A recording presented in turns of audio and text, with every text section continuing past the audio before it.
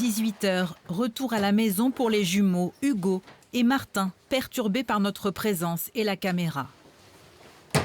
Comment les pensées des lumières se diffusent. Diagnostiqué autiste sévère, Hugo est accompagné par une AESH à temps complet, notamment pour la prise de notes sur ordinateur. Une aide précieuse et fructueuse. Et du coup, ça te fait une moyenne de 17,11. Une moyenne de 17,11. Eh ben dis donc, ça change tout d'avoir une AESH. La moyenne de la classe, elle est de 14,64. Son frère Martin, lui, est autiste modéré. L'an dernier, une AESH venait l'aider en classe 8 heures par semaine. Un accompagnement réduit à 6 heures cette année, résultat des crises plus fréquentes à la maison et au collège.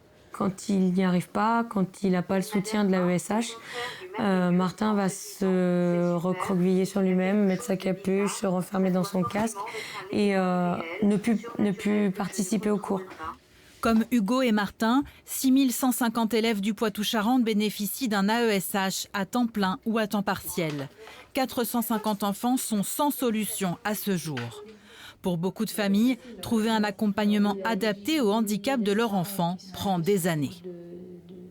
La scolarisation est difficile, l'accès aussi aux établissements médico-sociaux est également difficile, avec des listes d'attente, par exemple, dans les IME, qui est actuellement de plus de 100 enfants dans le département de la Vienne. Anne Dumoulin a arrêté de travailler il y a 1 an et demi. Elle veut être disponible à 100% pour ses garçons. De vivre avec les enfants et de s'adapter pour l'autisme et pour tous les autres troubles, ça se fait.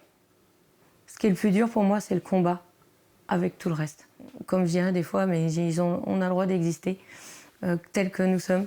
Pourquoi pas présenter l'autisme au plus grand public pour qu'en fait, nos enfants n'aient pas à se battre. Sa priorité désormais, obtenir une AESH à temps plein pour Martin.